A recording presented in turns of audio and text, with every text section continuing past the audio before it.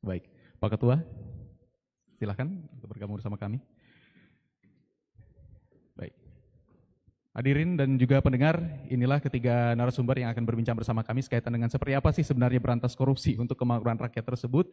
Dan juga saya ingin gambarkan sedikit kalau kita melihat generasi muda ini, ya Pak Kajati, Pak Dekan, dan juga Pak Ketua, optimis ya kita bisa melihat bahwa masa depan Indonesia cerah dengan sikap anti korupsi ke depannya. Tapi kalau berbicara mengenai korupsi sendiri mungkin kita harus berbicara lebih dalam lagi karena kita akan berbicara lintas generasi. Tapi mungkin ke Pak Kajati dulu, saya ingin terlebih dahulu mengetahui, silahkan masing-masing mic-nya untuk Pak Kajati, Pak Dekan, dan juga Pak Ketua silahkan dihidupkan terlebih dahulu. Mungkin ditahan lebih lama Pak Kajati. Oke, baik. Pak Kajati, kalau dari Kejaksaan Tinggi khususnya di Sulawesi Tengah sendiri, seperti apa melihat? Kalau kita berujuk pada tema berantas korupsi untuk kemakmuran rakyat sendiri, Anda melihatnya seperti apa dengan fenomena yang ada saat ini, termasuk juga transparansi dari pengelolaan anggaran sendiri? Silahkan Pak Kajati. Baik, terima kasih kepada RRI atas waktu dan kesempatannya kepada kami bisa live langsung di hadapan terutama mahasiswa dan pelajar serta undangan lain. Yang terhormat Pak Dekan dan Ketua Dewan Kehormatan Guru.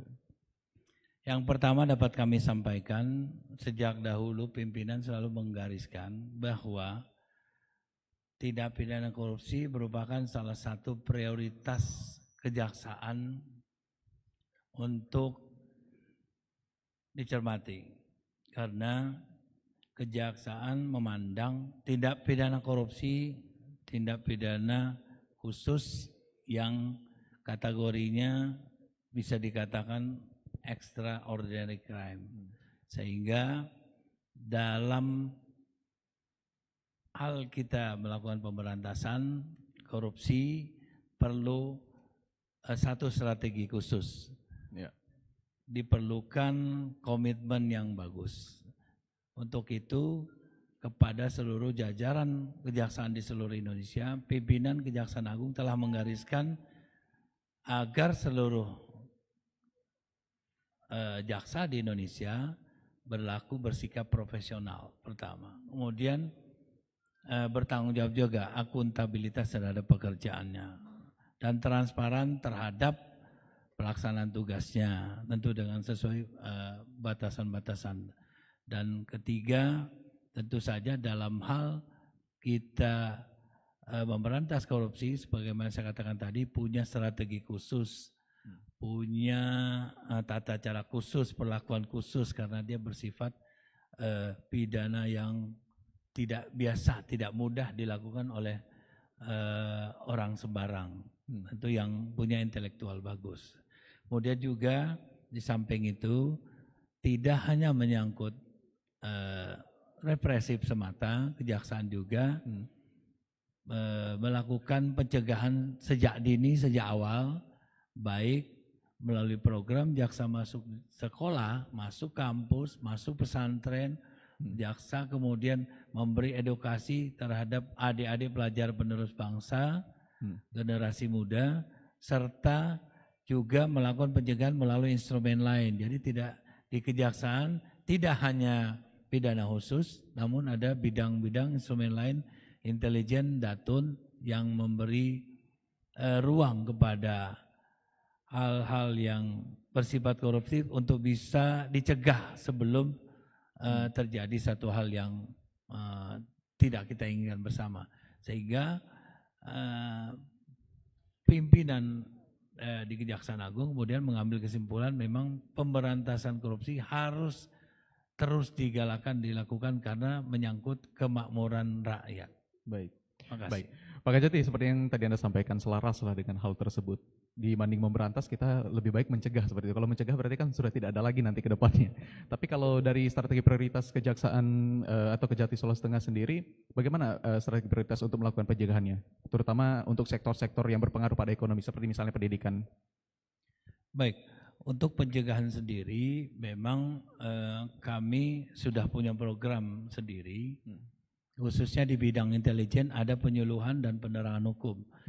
Di bidang penyuluhan dan penyuluhan hukum ini, kemudian kalau di breakdown lagi, masuk ke seluruh area-area yang menjadi prioritas generasi muda, harus diberi pencerahan, harus diberi penjelasan tentang sikap perilaku koruptif yang tidak baik.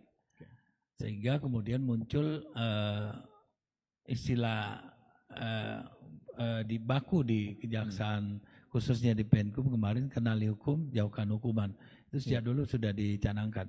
Nah sekarang kalau melihat situasi kondisi saat ini, memang perlu diedukasi anak-anak sejak dini di tingkat semua sekolah.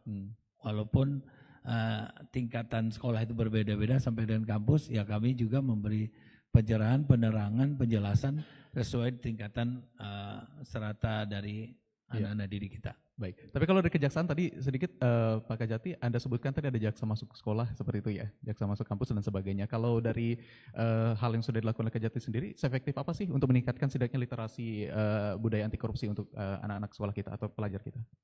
Baik, di tiap-tiap kegiatan jaksa masuk sekolah selalu ada program kursus yang dibuat Kejaksaan Tinggi. Dan selalu ditempatkan perwakilan atau duta-duta dari siswa maupun pelajar yang nanti akan memberi efek paling tidak kepada seluruh teman lingkungan agar bisa memberi contoh yang baik, sehingga ke depan pengaruh yang baik tentu akan signifikan membawa jati diri anak-anak pelajar bisa berperilaku yang baik. Kenapa kemudian kami selalu memilih sekolah, memilih kampus, memilih berbagai tempat pendidikan? Karena di tempat pendidikan inilah yang paling banyak waktu anak-anak berinteraksi, terbuka pikirannya, terbuka wawasannya untuk mengetahui segala berbagai hal. Nah kalau tidak dicegah, tidak diberi pembatasan menyangkut hal-hal yang baik dan tidak baik, bersikap tidak koruptif, anak-anak akan mudah nanti terpengaruh. Sehingga pencanangan edukasi terhadap sekolah-sekolah ini terus kita galakan, karena salah satu efek jerah yang kita bisa dapatkan adalah mulai cegah dari usia dini. Baik, seperti itu. Saya akan lanjutkan dengan Pak Jati, saya ke Pak Dekan. Pak Dekan, kalau dari kacamata Anda, saat ini kalau melihat literasi anti korupsi di tingkat mahasiswa dari kacamata Fakultas Hukum Tadulako sendiri seperti apa Pak Dekan? Ya. Mungkin ditahan Pak Dekan sejenak. Ya. Baik, makasih. Assalamualaikum warahmatullahi wabarakatuh. Assalamualaikum warahmatullahi wabarakatuh. Pak Kajati yang saya hormati, Pak Harun. Sebelumnya terima kasih tadi sudah didoakan Pak Kajati, guru besar. Beliau anak kiai, doanya makbul. Ayah beliau orang tua kami dulu di NU. Mas, saya melihatnya bahwa kalau dilihat dari data dan fakta sekarang ini bahwa literasi anti korupsi di kalangan mahasiswa itu perguruan tinggi sudah melakukan sejak lama ya, dengan terbukti bahwa kami ada kurikulum pendidikan karakter dan anti korupsi gitu ya. Tapi saya pikir ini tidak hanya cukup hanya sebatas memberikan teori di kelas. Tentu kami menyadari bahwa masih banyak hal yang perlu kita lakukan, bahwa terbukti sekarang ini di kalangan mahasiswa sendiri masih perlu tindakan nyata, tentu bagaimana komitmen terhadap penegakan korupsi itu menjadi bagian atau menjadi budaya hidup mereka. Jujur saya akui bahwa di kalangan mahasiswa sendiri, utamanya di organisasi kelembagaan, unit kegiatan mahasiswa juga itu banyak masalah di situ. Ya, saya pernah PD3 di Fakultas Hukum ya. Hampir semua organisasi atau unit kegiatan mahasiswa di situ masih jauh dari sikap anti korupsi, karena masih banyak hal yang tidak transparan dalam pengelolaan anggaran kemahasiswaan itu sendiri. Tapi kami menyadari bahwa itu tidak bisa kita biarkan mereka bekerja sendiri. Jadi tentu ada keterlibatan dari pihak kampus tentunya, pihak dosen, Dan tentu yang paling penting adalah sikap keteladanan. Ya. Sebelum jauh ke situ, Mas, saya sangat apresiasi bahwa tema kita hari ini yang menuju ke kemakmuran rakyat itu tidak jauh, dan itu sudah menjalankan bahwa di dalam pembukaan Undang-Undang Dasar kita, kalau kita lihat bahwa itu diderivasi dari prinsip negara kesejahteraan, welfare state gitu ya. Jadi kalau kita lihat sekarang ini slogan kejaksaan bahwa bagaimana penegakan korupsi untuk kesejahteraan rakyat, berarti ini sudah sejalan dan searah konstitusi kita gitu ya. Ini sebenarnya yang selama ini jarang kita dengar, ya, bahwasannya mau kemana sih penegakan korupsi kita? Apakah hanya penegakan saja, ujungnya kemana gitu? Nah, sekarang ini kelihatan endingnya sudah ketahuan bahwa apa yang didapatkan oleh penegakan hukum selama ini, hasil dari korupsi ya digunakan untuk sebesar-besarnya kemakmuran rakyat. Kan selama ini kita hanya mendengar slogan gitu ya. Saya sangat terkesima, sangat haru ketika hasil korupsi PT Timah yang berapa triliun itu coba itu ditampilkan, dan itu yang apalagi namanya yang selama ini publik inginkan, bahwa itu hasil rampasan, hasil sitaan itu mana dikemanakan, itu yang sebenarnya yang kita inginkan, termasuk dari pihak Kejaksaan Tinggi. Kami pihak kampus tentu sangat mengapresiasi gitu. Nah, cuma pertanyaannya sekarang ini, apakah memang penegakan korupsi yang dilaksanakan di Republik ini kita mau berdasarkan indeks kepuasan saja, atau kita mengejar trust atau kepercayaan? Kami tentu pihak kampus menginginkan bahwa bukan hanya kepuasan semata yang kita kejar, karena kalau kepuasan hanya tataran administratif dan kertas semata, data dan sebagainya. Tapi yang paling penting bagaimana trust, kepercayaan masyarakat ini. Tapi alhamdulillah saya lihat sekarang ini, akhir-akhir ini apalagi namanya pihak pemerintah sekarang ini sudah gencar ya menyuarakan bahwa kita tidak bisa lagi membiarkan masyarakat hidup di apalagi namanya tidak sejahtera dan sebagainya. Tentu pihak kampus sangat mendukung itu. Apalagi sekarang ini kita biasa mendengar Pak Menteri Keuangan yang sangat fenomenal itu menyebut mari kita kaya bersama-sama. Itu sebenarnya yang masyarakat inginkan, bahwa hasil apalagi namanya rampasan terhadap korupsi kita gunakan untuk sebesar-besarnya kemakmuran rakyat. Jadi sekali lagi saya katakan bahwa tentu kami sudah menjalankan literasi anti korupsi. Tentu banyak tantangan-tantangan juga yang masih kami hadapi gitu. Saya kira itu. Padahal kan sebelum kita sampai ke kemakmuran rakyat tadi, satu hal yang penting juga sebenarnya harus kembali ke diri sendiri. Karena audiens kita saat ini banyak adik-adik mahasiswa dan juga pelajar, saya ingin tahu, seperti yang disampaikan tadi, perlu ada upaya mendorong agar mereka lebih paham korupsi.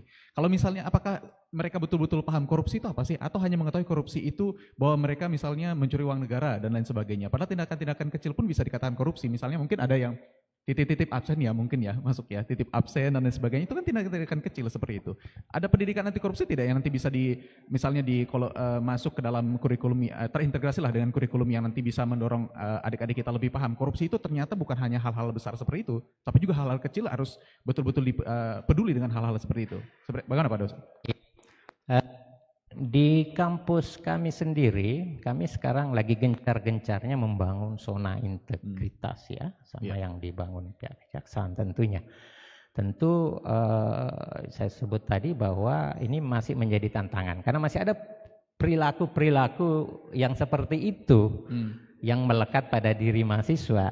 Tapi khusus di Fakultas Hukum ya, saya boleh dong sedikit promosi ya. Sejak saya dilantik dekan itu ada 216 mahasiswa yang saya tangkap karena akibat terlibat pembobolan nilai gitu. Terlibat pembobolan nilai. Ini di Fakultas Hukum loh. Yang tentunya luarannya akan menjadi jaksa ke depan, akan menjadi polisi, akan menjadi hakim. Bagaimana penegakan hukum kalau di Fakultas Hukum sendiri itu terjadi seperti itu ya. Kami mengakui bahwa kami terbuka. Jadi sistem yang ada selama ini itu masih sering, apalagi masih sering terjadi hal-hal seperti itu. Tapi ini sengaja kami memperlihatkan bahwa kampus juga harus bersikap potensi dini terhadap korupsi itu dengan cara bahwa bagaimana membangun sistem yang baik. Ya, saya pikir sistem lah memang yang harus kita bangun supaya orang ikut.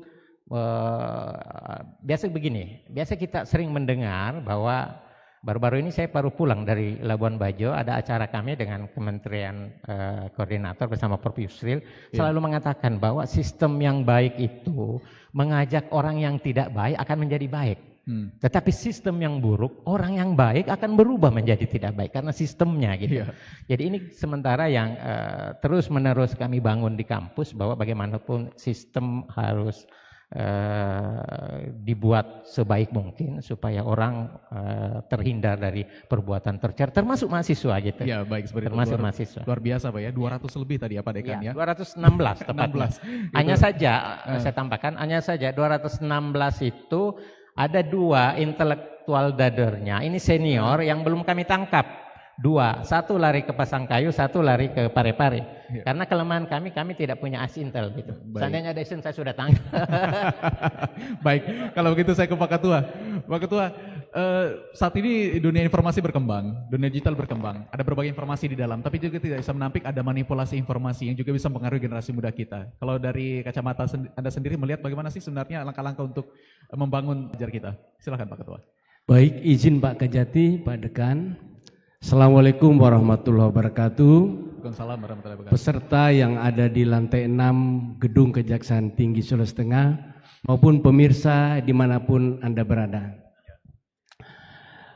Terkait dengan apa yang ditanyakan oleh moderator tadi, saya langsung kasih contoh saja. Bagaimana manipulasi informasi dilakukan oleh Etima dan seterusnya. Jadi informasi yang diterima oleh publik itu seolah-olah apa yang disampaikan oleh Marcel Tengah pada umumnya, sebagaimana juga di bagian lain Indonesia, pelajar maupun mungkin sebagian besar ya atau sebagian kecil nanti itu sekarang masih sering menggunakan handphone, bukan untuk hal-hal yang meningkatkan kapasitas kemampuan sebagai seorang pelajar, tapi kebanyakan itu menggunakan HP itu adalah untuk main game misalnya. Oleh karena itu korupsi yang merupakan penyakit yang sangat berbahaya di Indonesia ini itu jarang diakses. Padahal ada informasi penting yang terkait dengan tema kita berantas korupsi untuk kemakmuran rakyat yang seharusnya menjadi sarapan pagi bagi para pelajar. Sebagai contoh, Kejaksaan Agung Republik Indonesia untuk pertama kalinya jaksa yang melakukan penuntutan terhadap PT Duta Palma yang di waktu itu direktur utamanya adalah Apeng, itu adalah keberhasilan pertama di Indonesia jaksa penuntut umum berhasil membuktikan kerugian perekonomian negara. Baik. Ini harusnya ya kita beri aplaus, sudah luar biasa ya. Ini harusnya menjadi bahan diskusi bagi para pelajar, bagi para mahasiswa misalnya, tentang bagaimana korupsi bisa membuat runtuh ekonomi negara. Apa yang dilakukan oleh PT Duta Palma kurang lebih 3 tahun lalu membuat seluruh ibu-ibu di Indonesia ini bingung karena harga minyak goreng melambung hingga ratusan persen. Baik. Dan sekali lagi harusnya ini menjadi apresiasi bagi seluruh rakyat Indonesia atas kinerja jaksa penuntut umum pada Kejaksaan Agung yang berhasil membuktikan unsur kerugian perekonomian negara. Baik. Mungkin selama ini kita hanya mendengar jaksa dalam berbagai perkara korupsi di pengadilan tipikor berhasil membuktikan unsur kerugian keuangan negara. Tapi pada kasus Duta Palma yang harusnya menjadi bahan kajian, bahan pelajaran, literasi untuk seluruh rakyat Indonesia, khususnya pelajar dan mahasiswa, itu kurang diakses. Baik. Itu terkait dengan manipulasi informasi yang dilakukan oleh Marcella Santoso. Baik, sedikit Pak Ketua, kalau Anda melihat sendiri saat ini pernah tidak dari pihak sekolah artinya melibatkan para pelajar kita dengan berbagai kegiatan yang nantinya berdampak pada jiwa transparansi mereka, kemudian kejujuran dan juga jiwa bertanggung jawab ke depannya. Pernah nggak dilakukan? Baik, untuk sekolah-sekolah yang ada di Sulawesi Tengah, SMA 1, SMA 2, SMA 3, SMA 4, SMKN 1, SMKN 2, ada beberapa kegiatan-kegiatan yang tergolong sebagai kegiatan ekstrakurikuler. Itu sesungguhnya sudah mulai mengajarkan, mulai mendidik tentang bagaimana sikap seorang pelajar sebagai calon pemimpin masa depan itu kejujuran. Integritas melalui kegiatan-kegiatan misalnya pramuka, kegiatan penggalangan dana untuk korban bencana alam, kegiatan-kegiatan yang terkait langsung dengan pelajaran-pelajaran tertentu, itu sebenarnya secara tidak langsung telah mendidik dan membentuk jiwa pelajar itu untuk yang pertama itu adalah memiliki integritas. Kenapa demikian? Karena Indonesia ini orang cerdas, orang pandai itu banyak sekali, banyak. Tapi orang Indonesia yang memiliki integritas itu yang kurang. Yang sangat kurang. Oleh karena itu, 45 tahun yang lalu, Profesor Dr. Sumitro Joyo Hadikusumo, bapaknya presiden kita, Bapak Presiden Subianto Joyo, itu pernah menyampaikan 40% APBN Indonesia itu dikorup. Coba bayangkan, Indonesia yang adalah negara paling kaya di dunia Indonesia ini. Karena dari sumber kekayaan alam di laut, di dalam perut bumi, hutan dan sebagainya, tidak ada yang kalahkan Indonesia. Tapi sayang seribu sayang, sebagaimana kemarin Presiden Prabowo meminta agar ditayangkan pelajar yang ke sekolah menggunakan jembatan gantung dan sebagainya, itu mesti terjadi di negara kita. Oleh karena itu, apa yang disampaikan oleh Pak Kejaksaan Tinggi melalui dialog dengan judul Berantas Korupsi untuk Kemakmuran Rakyat, ini sangat relevan sekali. Karena Indonesia yang memiliki kekayaan alam yang tidak ada tandingannya di dunia, bayangkan saja di Freeport, 50 tahun sudah diambil emasnya, tapi saudara-saudara kita menggunakan BH kasihan. Bisa ada yang menggunakan koteka. Harusnya negara yang di dalam pasal 33 sudah disebut tegas, bumi, air, dan seluruh kekayaan alam yang terkandung di dalamnya sebesar-besarnya digunakan untuk kemakmuran rakyat, itu ternyata hanya 1% saja yang dinikmati seperti itu. Dinikmati oleh seluruh Indonesia. 99% dinikmati oleh orang-orang besar tersebut. Pak Ketua, saya harus tahan sejenak. Anda nanti akan ada pertanyaan yang lebih. Saya tidak ingin saya bertanya sendiri, tapi juga nanti akan saya libatkan adik-adik kita di sini karena suaranya mereka akan lebih lebih alami, saya katakan begitu, untuk bertanya pada Anda. Tapi sebelum nanti saya berikan kesempatan untuk adik-adik mahasiswa dan juga pelajar yang akan memberikan pertanyaan, silahkan. Ada 3 narasumber di sini yang nanti bisa adik-adik tanyakan. Namun sebelumnya kita terlebih dahulu akan jeda sejenak ya, sebelum sesi audience question nanti kita akan berikan kesempatan untuk adik kita, ada Najwa ya dari SMA Negeri 4 Palu, dan juga ada Brian dari SMA Negeri 2 Palu untuk menampilkan puisi dan juga pantun dengan tema anti korupsi hari ini.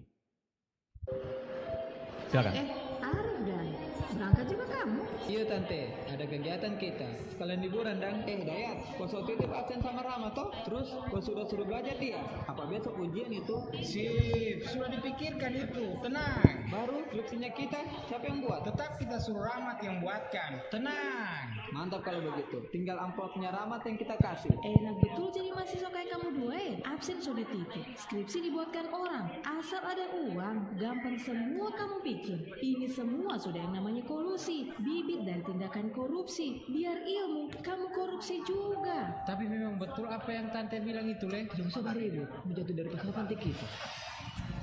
Inilah keseharian yang kadang kita anggap biasa, dimulai dari ketidakjujuran yang dapat berpengaruh terhadap kemunduran moral generasi muda. Ayo, mari berubah untuk penerus bangsa anti korupsi.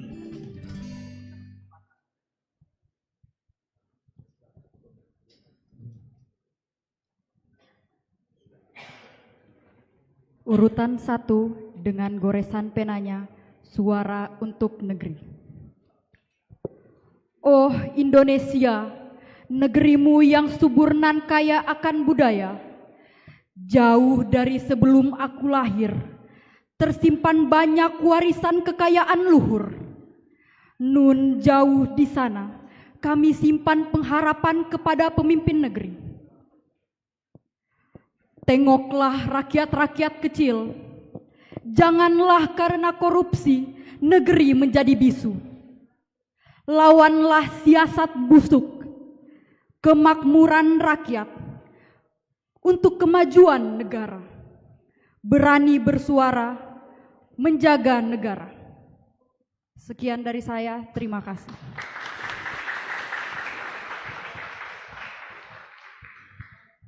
Baik. Selanjutnya ada adik kita, Brian dari SMA Negeri 2 Palu. Silakan.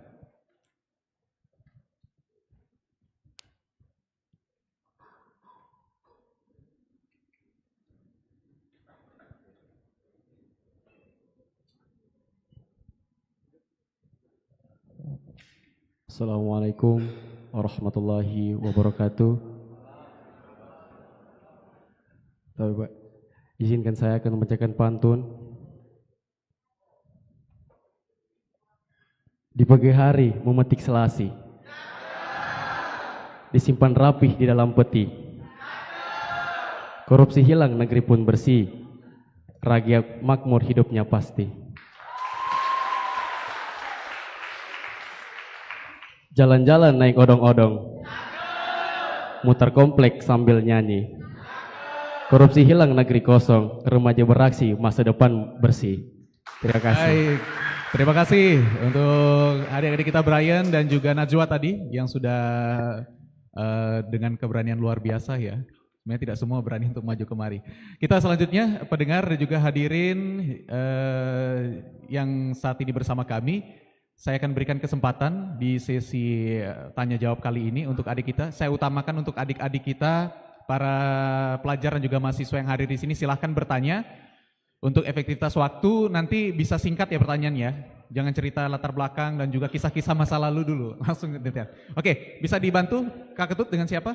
Di mana? Silahkan. Oke. Bentar ya. Oke. Dari namanya? Dari mana? Adik silahkan. Baik, terima kasih atas kesempatan yang telah diberikan. Perkenalkan, saya Andi Siti Alicia, saya dari SMA Negeri 4 Palu. Ya. Pertanyaan saya itu cukup singkat saja karena tadi Bapak sempat membahas tentang korupsi di daerah. Nah, jadi pertanyaan saya adalah bagaimana dan apa yang akan dilakukan untuk meningkatkan kesadaran dan partisipasi masyarakat dalam memberantas korupsi di daerah-daerah yang memiliki tingkat pendidikan yang rendah. Itu saja dari saya, sekian, terima kasih. Baik, luar biasa. Dari siapa tadi namanya, Dek? Alicia. Aisyah, oke, terima kasih Aisyah untuk pertanyaannya. Satu lagi sebelum nanti saya serahkan. Tadi ada siapa ya? Saya lihatnya.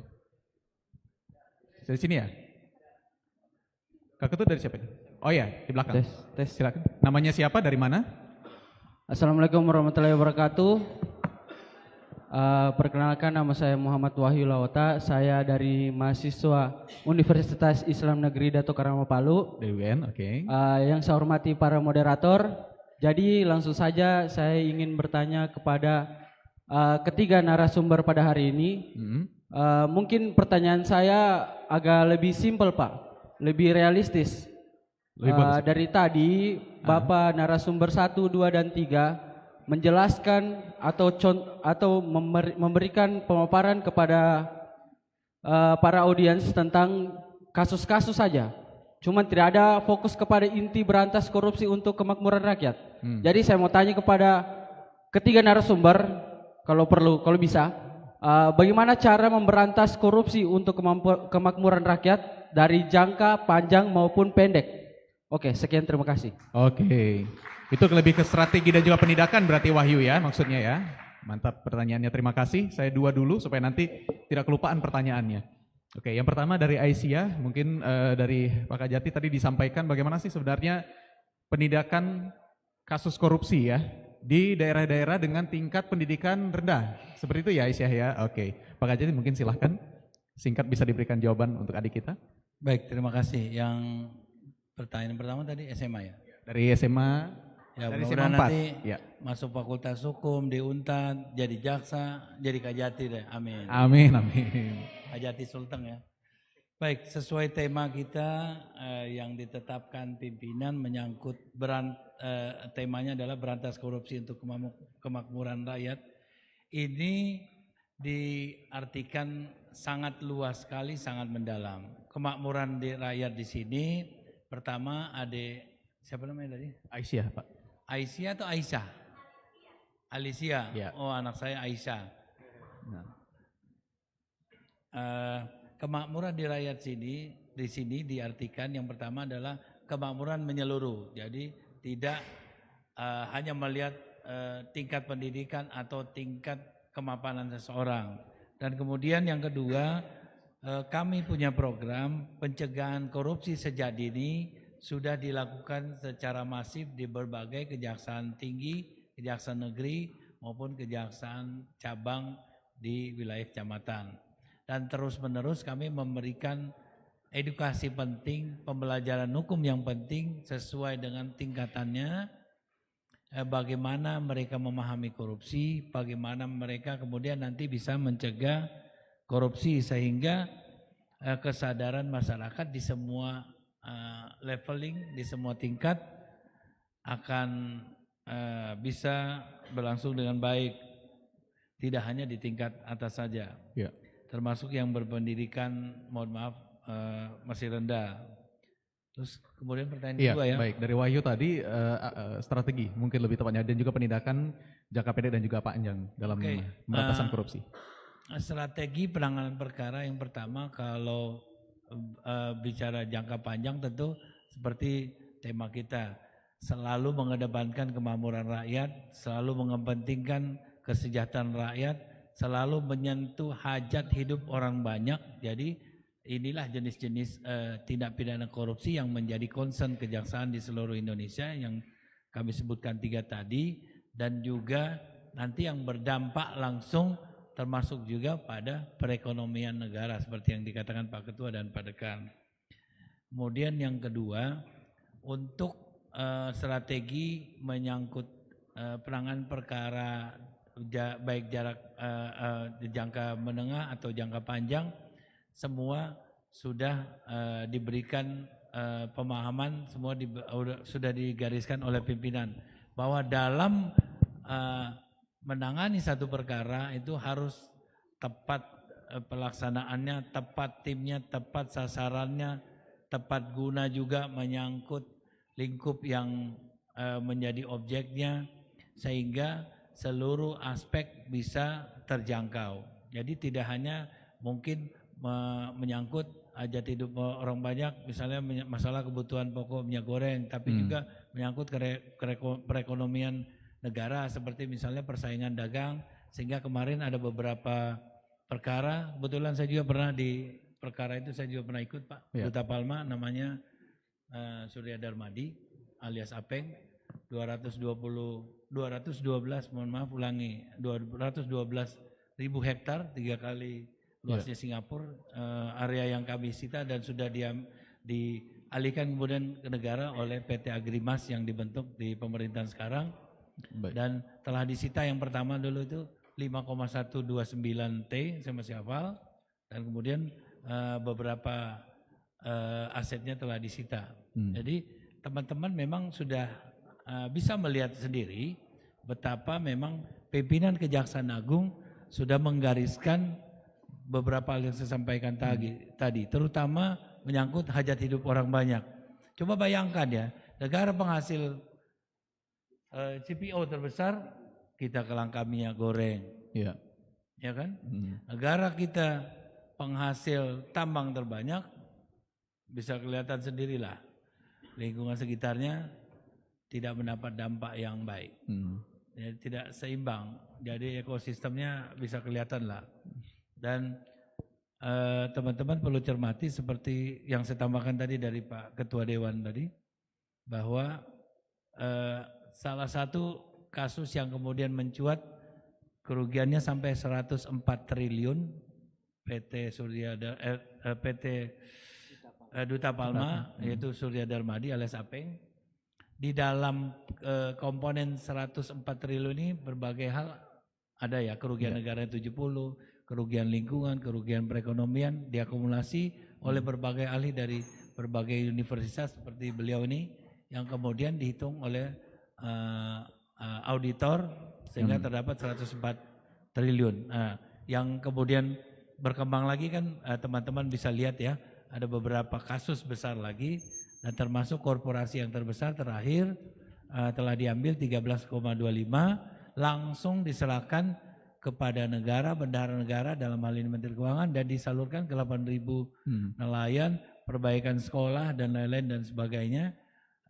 Dan sisanya nanti akan terbayar sekitar hampir 5 triliun. 5 triliun lagi, baik. Terima kasih. Seperti itu ya. Jadi Wahyu dan Aisyah, ya itu jawaban dari Pak Kajati untuk pertanyaan kami berdua. Karena masih bisa kita berikan kesempatan untuk teman-teman. 2 lagi ya mungkin ya. Saya dorongnya ke bagian mahasiswa terlebih dahulu lagi. Tadi ada yang di ujung sana yang sudah dari tadi di luar tangannya luar biasa. Itu mungkin yang memakai jilbab tadi ya itu tadi. Yang di belakang mahasiswa belakang tadi. Bisa. Baik, silakan. Namanya dan kemudian dari mana? Pertanyaan singkat ya, boleh adik ya. Oke, silakan. Baik, bismillah, terima kasih. Perkenalkan, nama saya Ilmi Maharani, saya dari UIN Dato Krama Palu. Pertanyaan saya, ini kan Hari Anti Korupsi Sedunia sudah ditetapkan oleh PBB pada tahun 2003. Tapi kenapa kalau Hari Anti Korupsi Sedunia itu sudah mulai sejak lama dan sering diperingati oleh lembaga-lembaga tinggi, kenapa malah banyak sekali oknum yang dari lembaga itu sendiri yang melakukan korupsi? Berarti itu menandakan kalau hari peringatan seperti ini hanya formalitas. Oh, hanya seremonial gitu ya, tidak mantap. Iya, terima kasih. Indah ya tadi namanya. Ya, indah. Oke, ini abang satu kita Tut. Kak Ketut, ini abang satu kita di depan tadi. Silakan. Ya, silakan. Namanya dari siapa? Baik, terima kasih. Perkenalkan, nama saya Muhammad Fatur Rahman. Saya dari Fakultas Hukum Universitas Tadulako. Saya dari Himpunan Mahasiswa Hukum Pidana. Mohon izin Bapak, sekiranya pertanyaannya sedikit panjang, karena saya ingin menceritakan pengalaman saya pribadi selaku mahasiswa Fakultas Hukum. Oke. Kami mahasiswa Fakultas Hukum melihat sekarang bahwa Kejaksaan Agung itu sangat berkompeten dalam penegakan korupsi, dalam penegakan hukum anti korupsi, dalam mencegah korupsi. Yang dimana kita lihat bahwa banyak berita-berita di YouTube, di TV, bahwa Kejaksaan Agung itu berperan dalam penegakan kasus-kasus besar, seperti penegakan kasus yang tadi setelah diceritakan dan sebagaimana banyak kasus-kasus yang lain. Tapi ketika kita lihat kembali bahwa ketika Kejaksaan Agung dan juga jaksa sangat mempunyai kompetensi, sangat giat untuk menegakkan anti korupsi, kita melihat di satu sisi ada paradoks yang dimana ketika penegakan korupsi itu sangat-sangat giat ditegakkan, tapi di sisi lain kita melihat banyak kasus yang mendapatkan grasi oleh presiden, banyak mendapatkan grasi, banyak mendapatkan abolisi, banyak mendapatkan amnesti. Fatur, mungkin saya perlu persingkat karena kita juga dibatas waktu. Yang ingin Fatur tanyakan seperti apa Fatur dari kejadian bagaimana itu? Tanggapan dari Bapak selaku Kejaksaan Tinggi, Kepala Kejaksaan Tinggi menanggapi perihal hal ini, karena banyak kasus-kasus yang mendapatkan amnesti, abolisi dan sebagainya. Mana macamnya? Begitu ya. Jadi artinya sederhananya korupsi ini kan extraordinary crime begitu bentuknya ya. Tapi malah kenapa dapat amnesti dan juga pengampunan? Mantap Fatur, dan juga tadi Indah ya. Yang sudah datang Indah ya. Baby. Siapa?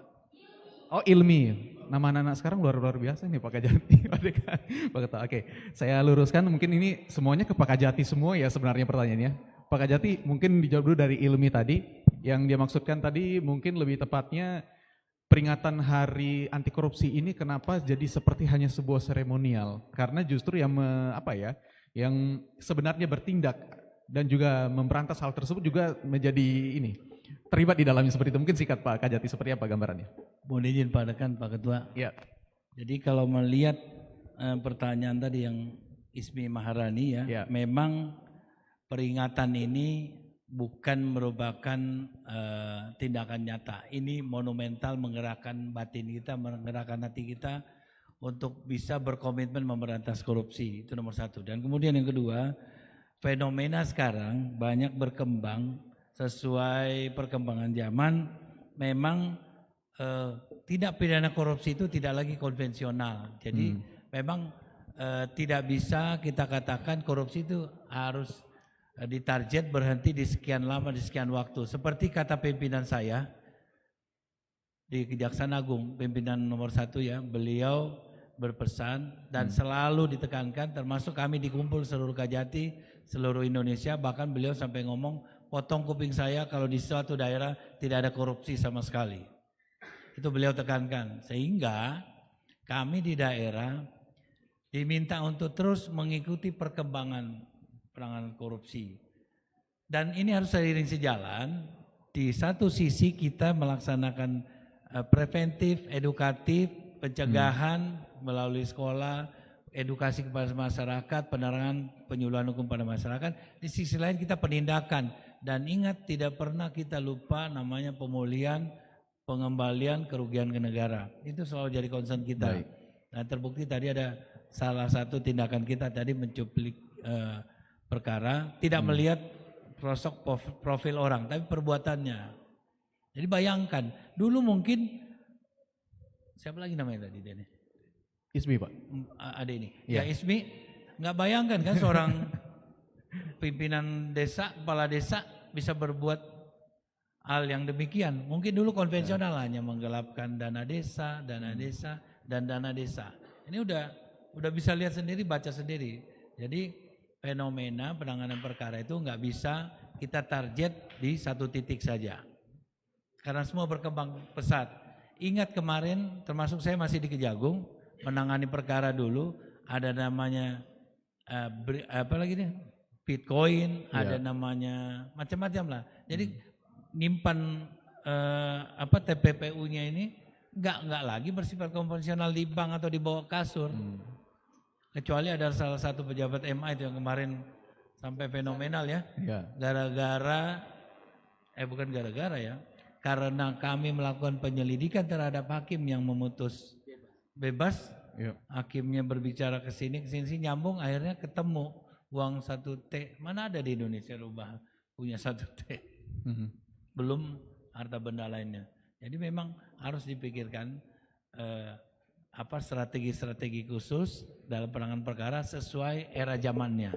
Zaman dulu barang jasa menggelapkan ini, namanya Pimpro, namanya apalagi pekerja proyek ya. Kalau sekarang enggak. Jadi perlu strategi khusus dalam penanganan korupsi, ya. Itu baik. Kata kuncinya. Pak Kajati mungkin sedikit tadi dari Fatur, seperti Anda sampaikan korupsi ini extraordinary crime atau kejahatan luar biasa. Kok ada pengampunan? Pertanyaan dari yang kedua ya. Iya.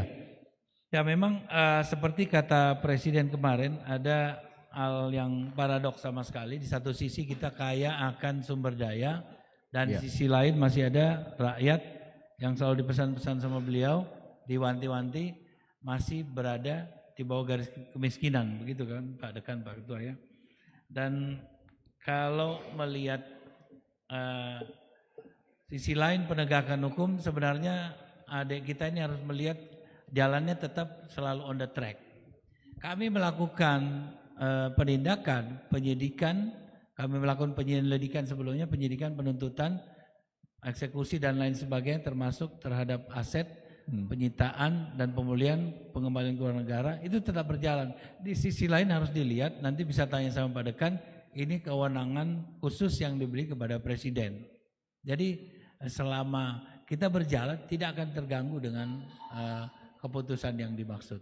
Dan ini terbukti dilihat dari putusan salah satu mantan menteri, itu kan tidak mempengaruhi putusan terhadap pelaku terpidana atau terdakwa lain. Jadi putusan itu tidak mempengaruhi dan dia diberi ampunan. Dan kalau diberi ampunan, sebelumnya harus menyatakan dulu, termasuk seperti gerasi ya, diberikan dulu pernyataan bahwa dia mengakui kesalahan. Kalau enggak diberi gerasi. Beda sifatnya, ada gerasi, amnesti, ada abolisi. Nanti ada Pak Dekan bisa tanya. Terima kasih. Baik, terima kasih. Jadi luar biasa Ismi tadi ya, dan juga Fatur sudah puas dengan jawabannya. Ya, oke.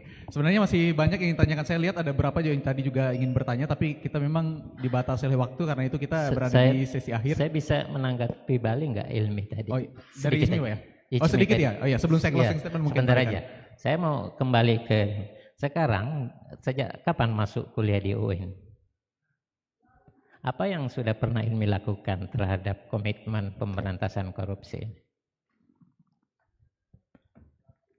Minimal dari hal kecil di lingkungan ini. Jadi adik-adikku sekalian, bahwa kita juga orang kampus harus punya peran dalam penegakan korupsi ini. Ya, kampus adalah kawacandra di muka.